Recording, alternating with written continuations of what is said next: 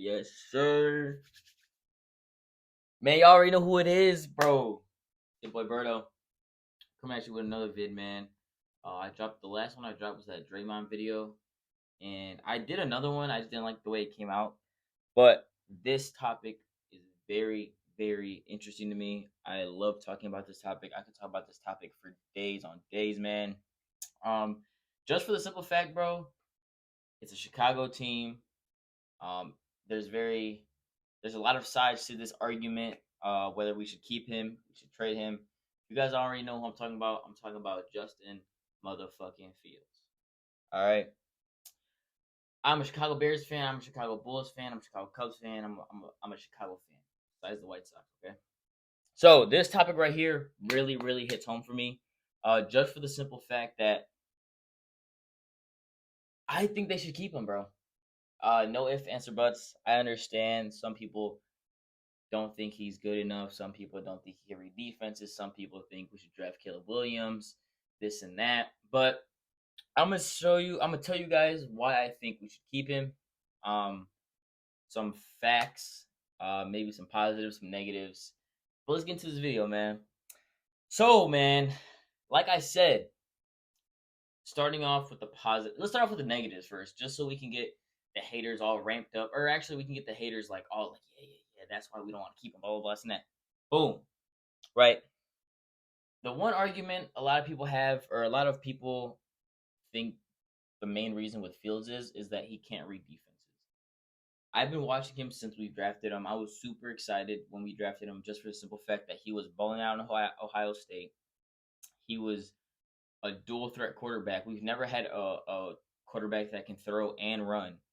Never had that in a Chicago Bears uniform.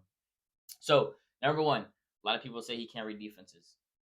I can't completely disagree with that. I believe that's true. It's a big reason, but it's not a reason that we should or an organization should get rid of a QB. Number two, opinion, I think he holds onto the ball way too long in the pocket. Maybe his receivers aren't getting open. Maybe everything's covered. My personal opinion, if you go through your progression, boom, boom, boom, boom, and then you come back, scan the field again, you got to go. Especially Justin Fields, he can kill you, man. A lot of defensive coordinators, a lot of defenses are very, very worried of his legs, and rightfully so, because I think it's Lamar Jackson and Justin Fields. I don't. Yes, Josh Allen can run. Yes, Patrick Mahomes can run. Yes, Jalen Hurts can run. But I feel like there's S tier quarterbacks that are good at running, and then there's like A tier, B tier. If you're following me, the S tier. I really think it's Lamar Jackson and Justin Fields. I don't think off the top of my head right now. I can't really. I'm probably forgetting of one, but I just can't think of them. No, I is it just Justin Fields and Lamar Jackson? I think those are the best two running quarterbacks. Number three, man. Um, recently he hasn't really shown, or the past 3 years he's been playing, he hasn't really shown very much consistency in throwing in tight windows. Not like these other guys that do it. I do think he can very much improve as a passer and as a pocket passer. But the tight windows, he can't throw very consistently, and that's the one thing that I don't like about Justin Fields. Granted, maybe the coaching staff tell him to protect the ball a little bit more, so he's not really trying to kind of throw in those tight windows as often. But that's one of the main things that I think is kind of not wrong with Justin Fields, but one of his flaws in his games. So since we got through the negatives, there's more. I just kind of the key points. Um, since we got to the negatives, let's get to the positives, man. If you guys don't already know, Justin Fields is my fucking guy, bro. The number one positivity I have of Justin Fields is he's a very, very good dual threat quarterback. For the simple fact that obviously, like I said, he hasn't shown consistency in throwing, but he's done well. You know, he's not out here killing you with your arm. He's not freaking Tom Brady. He's not, dare I say it, Aaron Rodgers. I hate the Packers. But Aaron Rodgers is a talent. Hate that dude. But He's not out here killing you with his arm. You know what I mean? But he is a very very good running quarterback. Like I said before, he is a S tier running quarterback, just like Lamar Jackson. I'll put him in that category with Lamar Jackson. Um, he was like I think it was like 89 yards. Yeah, 89 yards of breaking the single season running back or running quarterback record last year. And obviously Lamar has it, so there's kind of some similarities. But he's a very very good running quarterback, man. Number two, he has a very strong arm. Like I said, he's not going to kill you throwing the ball. You know, I'm talking about kind of making those throws and throwing in tight windows. But he has a very very good arm. He has good arm strength. A lot of people don't know because everyone looks at him and Lamar Jackson like, oh, they're only running quarterbacks and blah blah blah, this and that. But Justin Fields will kill you with his arm. He has a very very strong arm. Like I said, he might not kill you in the tight windows. He might not kill you with the passing game, but he has a very strong arm. Look back to Ohio State. If you think I'm talking, if you think I'm Kevin, bro, look to Ohio State, and you can even see it this year. Number three, man, this is one of my favorite things about him. I think he's a very good leader. He could easily point the finger on Luke Getsy. He could have pointed the receivers at he could have pointed the finger at his receivers for dropping passes and not executing as good as he wants, but or even his offensive line. Beginning of the season, man, he was, or even last season, he was running for his life. You never heard him talk about, oh, well, blah blah blah, it's my offensive line or this and that. Granted, he did say something this year about coaching, and I can't blame him. And I don't think anybody in Chicago can blame him because Luke Getsy is arguably top three, top four worst play callers in the NFL right now. The only one I can think off the top of my head is Arthur Smith on the Falcons. Argue with me. But I think he's a great leader. As we got to the negatives and the positives, let's kind of get to the nitty gritty and stuff like that. I think why they should keep him, obviously. Number one, still on his rookie contract. He has another year in 2025, I believe. Um, I know we have the number one pick this year. It's very, very. A lot of people are saying draft Caleb Williams, keep Justin Fields, build around Justin Fields, or take Caleb Williams, which we will dive deeper into that. But still on his rookie contract. Number two, he has improved every single year in his career. First season, he had 1,800 throwing yards, 7 TDs, and 10 interceptions. His rookie season, that was his rookie season. It was okay. 2022, last year, he had 2,200 passing yards, 1,100 rushing yards, which almost, I think he was what, 89 yards rushing yards short from breaking Lamar Jackson record, whatever it may be. And also, this year in 2022, not this year, but 2022, he had 7 touchdowns and 11 interceptions. Obviously, he had one more interception than the past year, but he did have 10 more throwing touchdowns in 2022. 2023, which is this year, obviously the best year of his career. No ifs, ands, or buts. He has 2,400 passing yards, and he has 16 TDs and 9 interceptions. So he hasn't thrown an interception in I think like what 4 weeks, 5 weeks, which is really good because everyone was concerned about him protecting the ball and doing this and that. So he's looked good, man. He's looked good this year. Obviously, like I said, he has 2,400 passing yards. And he missed 4 games, right? He missed 4 games with his thumb injury. If he didn't miss those games, I think he's well above 2,700, 2,800 passing yards. Easy, right? Obviously, last year, he had to run for his life. That's why he had fucking, I don't even know, 1,100 rushing yards. But this year, man, I think I wouldn't say done enough to keep his job, but he's making it very, very interesting for the Chicago Bears front office.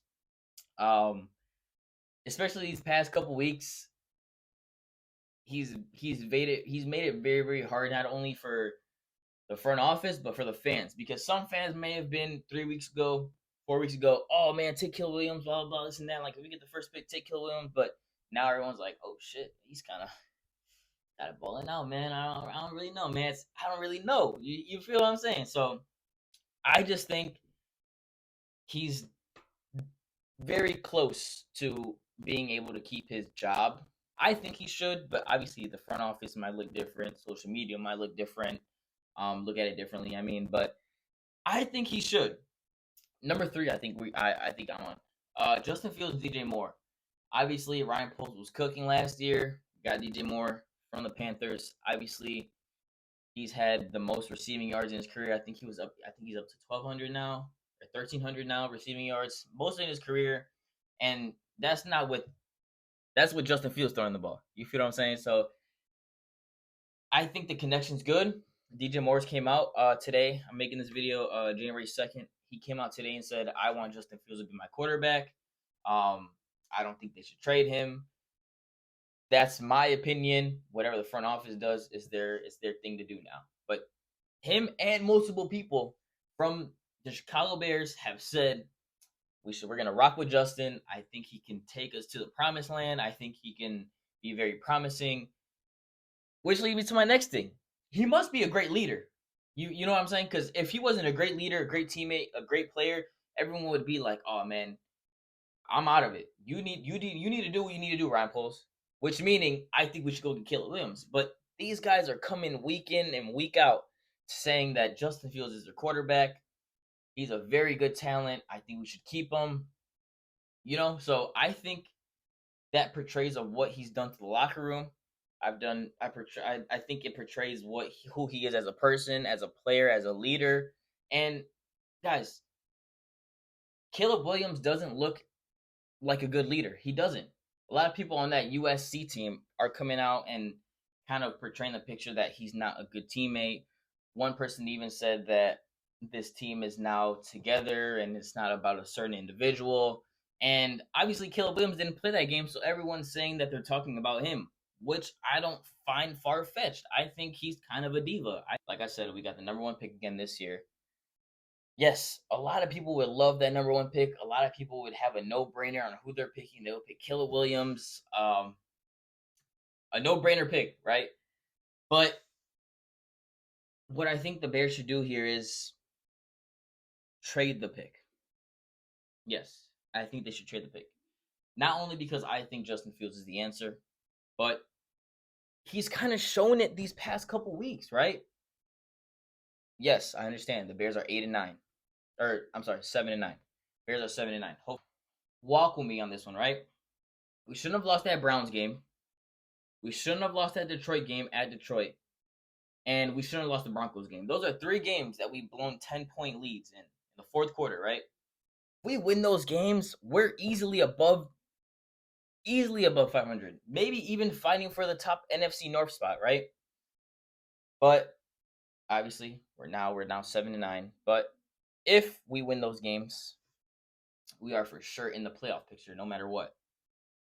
2, what we got for last year's number 1 pick, boy, what we would get for this year's pick, bro. People are saying Caleb Williams is a generational talent. That for this year's first round pick, the Bears can get this year's pick, a team's this year's pick, 2 first rounders, or even 3 first rounders, a second rounder, and either a second rounder or a veteran player. I think that itself speaks a million words, right? Ryan Poles is a guy that likes building through the draft. We can get a lot for this number 1 pick. We can get draft capital. We can even get a player. We can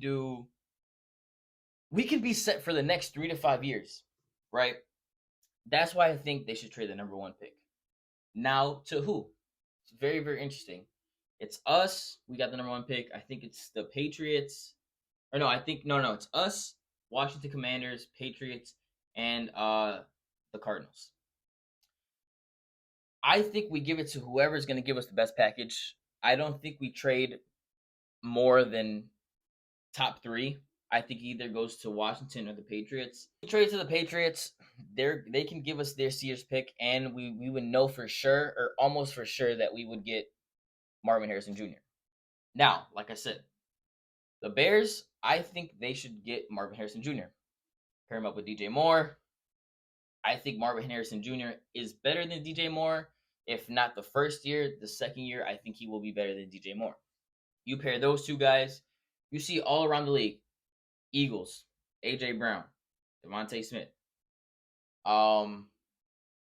The Dolphins, Tyreek Hill, Jalen Waddle. A lot of these teams have a very. Oh, the Bengals. They got Jamar Chase and they got T Higgins. T Higgins could easily be a receiver one on most teams, right? You look around the league. There's a lot of there's a lot of QBs that have two very good receivers. If Justin Fields get two very good receivers, I think he looks like these guys. He looks like Jalen Hurts. He looks like Tua. He looks like Joe Burrow when he last year when he was healthy. I think we trade. We get the player we want. Number two, we get draft capital just like Ryan Poles likes. He likes building out of the draft. Number three, you get Justin Fields, a very dynamic piece in the offense next to DJ Moore. Number four, you still got Justin Fields on his rookie contract, right? Now, if you don't like how Justin Fields plays next year, right? Say they keep him. If you don't like how he plays next year, you can go on and get a QB, right? A different QB. It might be, I don't know, maybe a veteran QB. Look at Joe Flacco. Joe Flacco with the Browns, man. He's balling out. I think he's had like 1,300 passing yards in the last 3 games, man. If you go into the right system, if you get a decent quarterback, it will look promising. The Vikings, they had Kirk Cousins. Last year, they looked very good when they had Kirk Cousins. This year, it was kind of eh. But last year, he looked very good. Look at the 49ers, man. This is my prime example. My prime example. They got Brock Purdy. Yes, he's an average QB. He's decent, whatever. I think Justin Fields is better than Brock Purdy. But what is the difference between Brock Purdy and Justin Fields? Is their team. Justin Fields has a decent team, an okay team. But look what Brock Purdy has.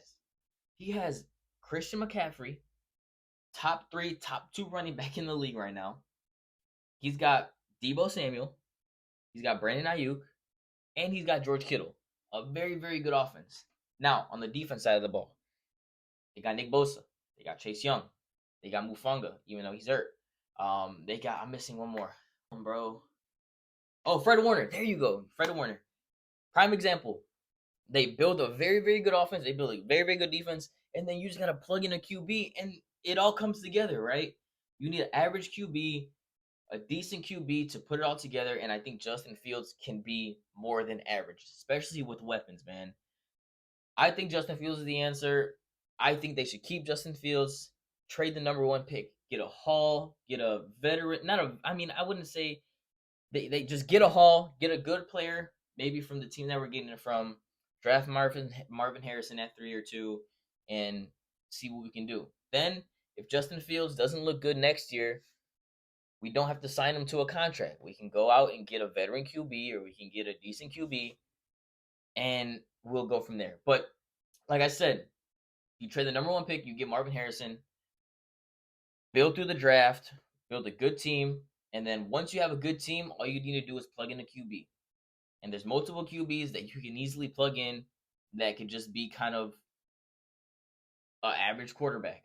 And then you don't need a Lamar Jackson, you don't need a Patrick Mahomes, you don't need a Josh Allen. You just need a Brock Purdy in your system if everything else is good, right?